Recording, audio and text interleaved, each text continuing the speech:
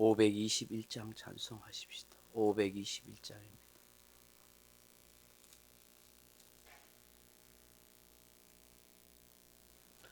찬송가 521장입니다.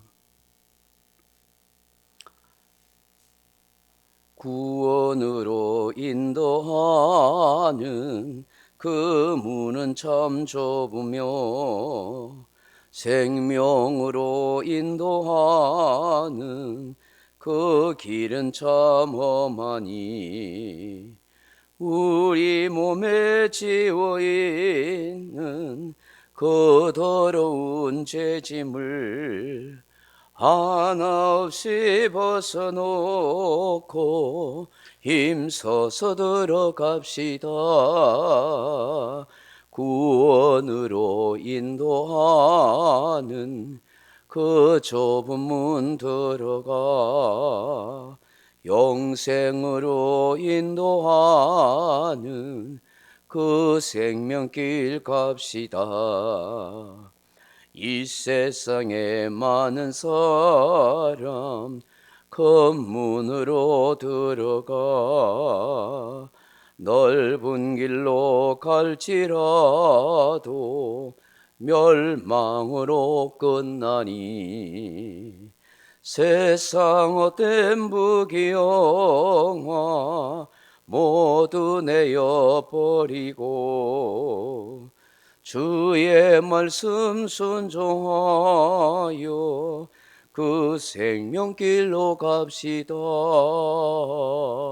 구원으로 인도하는 그 좁은 문 들어가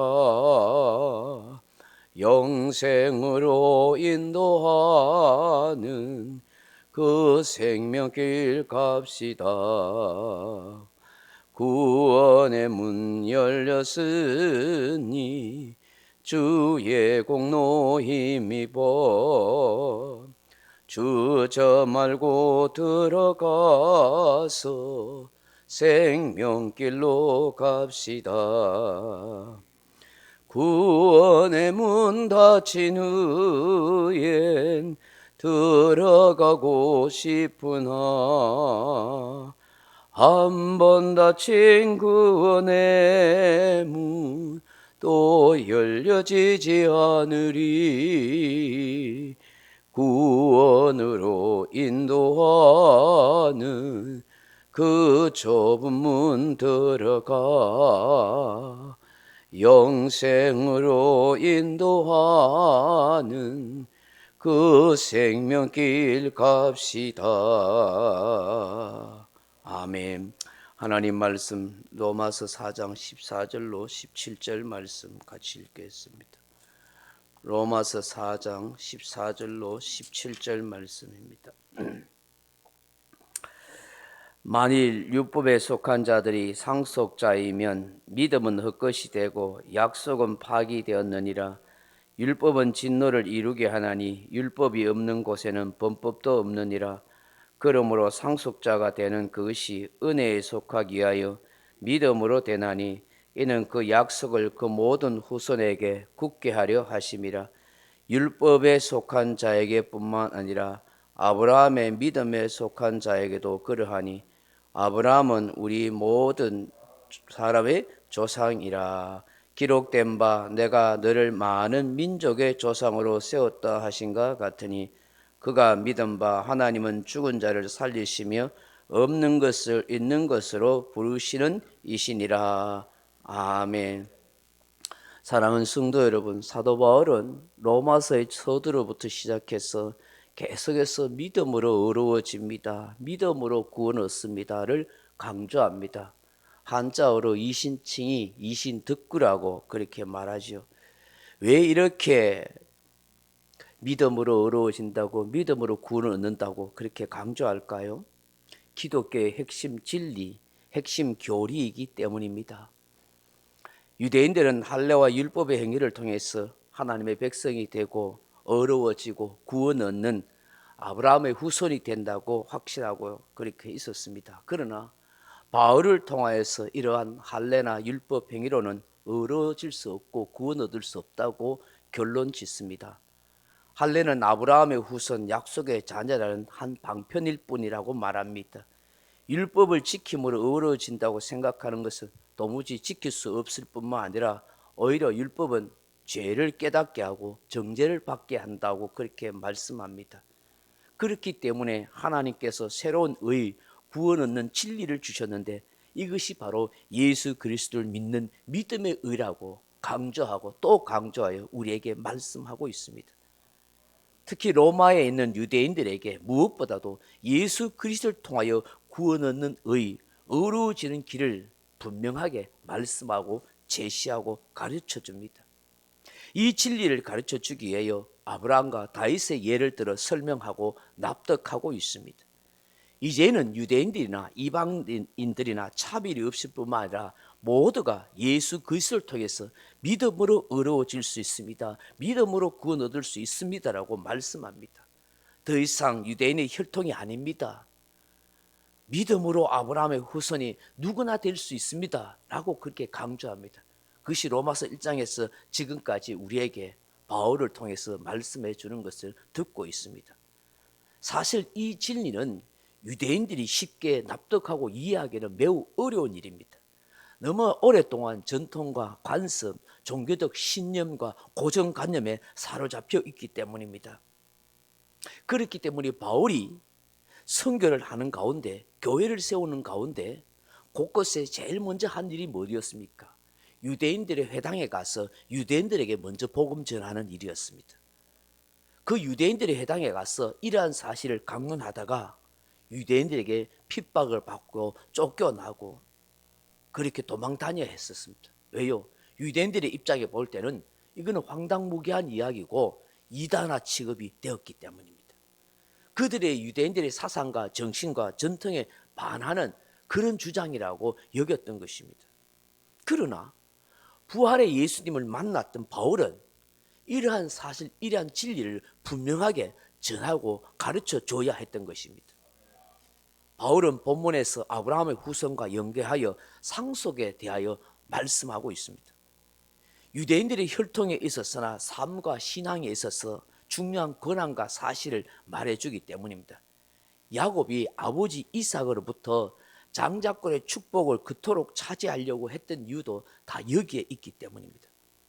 바울은 오늘 본문에서 두 종류의 상속자에 대해서 언급합니다. 이 상속자라 하는 말은 클레로노모스라 하는 그런 원어인데 기업 물을 자, 후사, 소유자 혹은 유산 받을 자 하는 뜻입니다. 법적으로 재산과 모든 유산을 상속받고 모든 권한을 행사할 수 있는 권리나 능력을 가지는 것을 말합니다. 이는 하나님께서 주시는 상속을 말합니다. 누가 하나님의 진정한 상속자가 될 수 있겠느냐 하는 것을 바울이 오늘 말씀합니다. 그 둘 중에 하나가 뭡니까? 율법에 속한 상속자입니다. 오늘 본문 15절에 다시 보시면 14절에 보면 만일 율법에 속한 자들이 상속자이면 믿음은 헛것이 되고 약속은 파기되었느니라 그렇게 말씀합니다. 만일 율법에 속한 자가 상속자이면 이 구절은 가정문입니다. 가정문 문장이란 사실은 그렇지 않은데 그렇다고 가정해 보는 것을 말합니다. 그렇기 때문에 사실상 이 본문이 말한 것은 율법에 속한 자는 결코 상속자가 후사가 될 수 없다는 것을 말씀합니다. 아브라함의 후손이라고 자처했던 유대인들은 하나님께서 아브라함에게 약속하신 축복을 자신들이 상속받을 수 있다고 그렇게 생각했습니다. 모세를 통해서 허락하신 율법을 잘 준행하고 지키면 하나님이 아브라함을 통한 모든 상속을 자신들이 받을 수 있다고 그렇게 믿었습니다. 이것이 율법에 속한 자라 하는 의미인 것입니다. 이것은 스스로 무엇인가를 할 수 있다는 생각에 전제하에서 그렇게 가능하다고 생각한 것입니다. 그러나 그들은 율법을 완전히 지켰습니까? 율법을 완전히 지킬 수도 없습니다. 오히려 율법에서 금지하는 그런 많은 죄를 율법을 어겼습니다. 사실 율법은 결국 인간을 하여금 죄를 깨닫게 하고 심지어 정죄를 받고 하나님의 심판이 무엇인가를 알게 해주는 것뿐인 것입니다. 그래서 15절에 보면 율법은 진노를 이루게 하나니 율법이 없는 곳에는 범법도 없느니라 그렇게 말씀합니다. 율법은 진노를 이루는 거예요. 교통신호등이 오면 뭐 교통법규를 어길 이유가 없잖아요. 교통법규가 있으니까 그 교통법규가 있어서 결국 어떻게 해요? 교통신호등을 어겨서 뭐 벌칙금을 내든지 뭐 사고를 내면 감옥 가든지 그래 하는 거예요. 그 법이 없으면 뭐 사고를 내도 그건 뭐 죄를 짓거나 법을 어긴 것이 없는 것과 같아 하는 것이죠. 바울은 이제 율법을 통한 상속자가 아니라 다른 상속자의 원리를 말씀합니다. 그게 뭡니까? 믿음으로 상속자가 되는 원리입니다. 본문에서 상속자라 하는 것은 아브라함에게 약속하신 복을 상속받는다는 의미입니다. 이것은 물론 그 당시 유대인들이 가나안 땅을 차지할 것이고 후손이 많아진다는 것을 말하기도 하지만 동시에 하나님께서 의롭다고 인정해 주는 것을 의미하기도 합니다.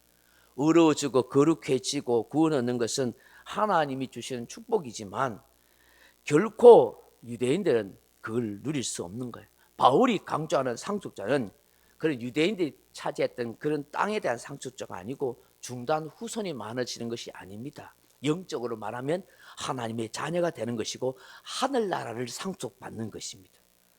바울은 이러한 상속은 믿음에 속한 자들만이 받을 수 있습니다.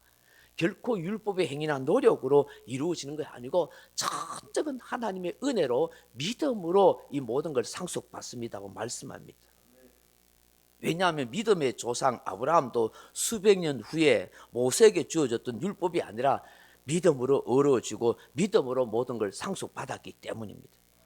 그렇다고 한다면 이방인 또한 아브라함을 따라서 율법이 아닌 믿음으로 상속받는 축복의 사람이 되는 것이죠. 이것을 오늘 본문에서 율법이 아닌 믿음으로 은혜로 상속받는다고 말씀하는 것입니다. 그래야 하나님의 언약이 온전히 성취되기 때문이라는 것이죠. 제가 아직도 기억하고 있는 것 중에 그 배너라는 영화를 여러분 보셨을 것입니다. 그 배너라는 영화를 보면 그 주인공이 유다 배너가 있습니다. 그 뭐 영화에 뭐 여러 가지 내용은 제쳐두고라도 이 유다 배너가 그 억울하게 잡혀가지고 노예가 됩니다. 그는 죽을 때까지 배 밑창에서 노를 져야 하는 비참한 처지가 됩니다. 그 어느 날 전쟁에 나가는 로마 장군의 배를 졌다가 그 배가 적선과 싸우다가 파선하게 됩니다. 그때 이 전쟁에서 패한 줄 알았던 로마 장군이 스스로 목숨을 끊으려고 하는데 그때 살아있던 그 유다 베네가 그 로마 장군의 그 목숨을 건져줍니다. 그 나중에 알고 보니까 이 로마 장군이 그 전쟁에서 패했는지 알았는데 사실은 승리했던 것입니다. 그래가지고 이 로마 장군이 결국 그 황제 앞에 그렇게 가게 됩니다. 그래서 완전히 거기서 뭐 엄청난 환영을 받고 인정을 받습니다. 이랴 뭐 로마의 영웅이 되는 것이죠. 그걸 인해 가지고 이 로마 장군이 자기의 목숨을 살려준 그 유다 베네를 어떻게 합니까? 자기의 양아들로 입적합니다. 유다 베네는 그날부터 노예가 아닌 자유인으로 로마 장군의 아들로 그렇게 호사를 누리게 됩니다. 비록 출신 성분은 유대인이고 그의 피에 유대인의 피가 흐르고 있지만 노예였었지만 이제부터는 법적인 신분은 자유인이고 로마 시민이고 그리고 로마 장군의 아들이 된 것이죠. 로마 장군의 아들이 됐다는 것은 그 로마 장군의 모든 것을 상속받을 수 있는 그런 자격과 권한이 있게 되었다 하는 것입니다. 여러분 오늘 우리가 믿음으로 하나님의 자녀로 입양되었고 믿음으로 자유인이 되었고 믿음으로 하늘나라를 모든 걸 상속받게 된 것입니다. 원래 우리 존재 자체는 그런 자격도 그런 능력도 권한도 없습니다. 하나님의 은혜로 믿음으로 이 모든 걸 상속받았다는 사실입니다. 저와 여러분 이런 상속자라는 사실을 늘 생각하며 살아갈 수 있기를 바랍니다. 죽은 자를 살리시며 없는 것을 있게 하시는 그 하나님이 모든 걸 이루어 놓으셨기 때문인 줄로 믿습니다.